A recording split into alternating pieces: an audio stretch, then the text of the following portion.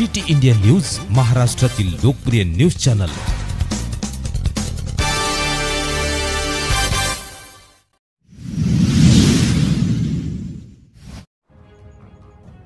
वीर जवानाचे आमरण उपोषण, गावात घराकडे जाण्यासाठी रस्ताच मिळत नाही। सशस्त्र बलवीर जवान 4 दिवसांपासून आमरण उपोषणाला सरपंच, सचिव, गट विकास अधिकारी, तहसीलदार यांनी केले न्यायपालिकेचे अपमान। देशासाठी जीव झोकून देणाऱ्या एसएसबी जवान निरंजन श्रावण यांनी आपल्या वडिलोपार्जित घरापर्यंत जाण्यासाठी लढा द्यावा लागत आहे। ग्रामपंचायत कुराडी गावठणातील 14 वर्षापासून सुरू असलेल्या अतिक्रमणामुळे 12 फूट रस्ता आता केवळ 2.5 फुटांवर आला असून कोणतेही वाहन तर दूरच पायदळ चालणे देखील कठीण झाले आहे। तक्रारी, अर्ज, आदेश असूनही कोणतीही कारवाई झाली नाही। त्यामुळे निरंजन श्रावणने 14 जुलै 2025 पासून कुराडी ग्रामपंचायत कार्यालयासमोर आमरण उपोषण सुरू केले आहे। हा लढा माझा नाही, प्रत्येक जवानाचा आहे, जवान श्रावण म्हणाले। सरपंच, सचिव, तहसीलदार, गट विकास अधिकारी यांची भूमिका संशयास्पद ठरली आहे। ग्रामपंचायत सदस्यांनी यापूर्वी उपोषण केले होते, पण त्यांनाही प्रतिसाद मिळाला नाही। अधिकाऱ्यांपासून न्यायपालिकांपर्यंत सर्व संस्था निष्क्रिय ठरल्या। गोरेगाव तहसीलदार सौ प्रज्ञा भोकरे यांनी समस्या सोडवण्याऐवजी टाळाटाळ केली अशी तक्रार आहे। स्थानिक राजकारणी आणि प्रशासन यांचा संगम मताचा आरोप ग्रामस्थ करत आहेत।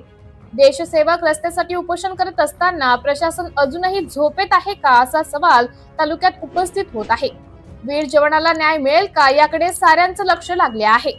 सिटी इंडिया न्यूज साठी प्रतिनिधी महादेव शेंडे, गोरेगाव।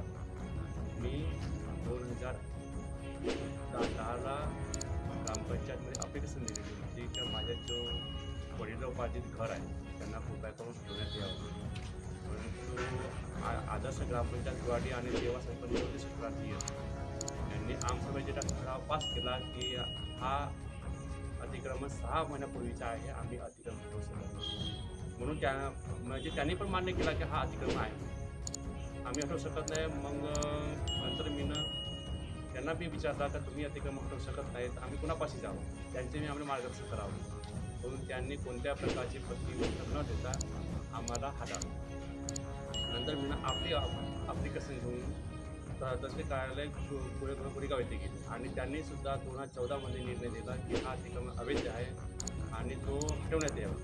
त्याची सुद्धा मी परत देऊन ग्रामपंचायत कुराडीला इथे दिली, परंतु त्यांनी सुद्धा त्या पण कोणत्या प्रकारची कारवाई केली नाही, म्हणून मी राष्ट्रीय कोर्टामध्ये धाव घेतली आणि कोर्टाने सुद्धा 2021 आपल्याकडे मोजमाप करून सर्व काही करून दिलेला आहे की हा अतिक्रमण बेकायदेशीर आहे आणि याला हटवण्यात यावं।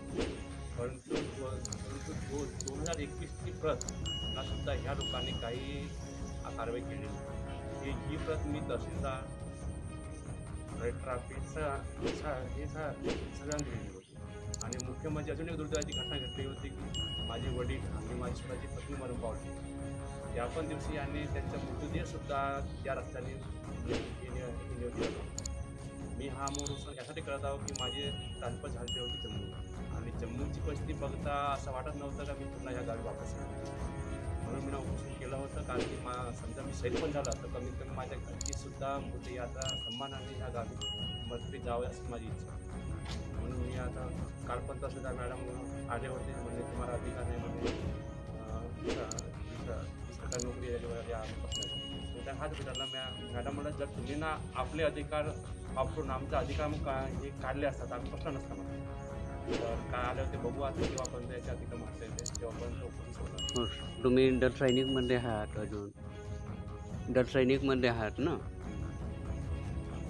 तर ते मॅडम काही म्हणाली का पुन्हा? मग मॅडम हेच म्हणाले तुम्ही सरकारी नोकरीवाले आहेत म्हणे, तुम्ही हे तुम्हाला अधिकार आहे का म्हणे बसण्याचा।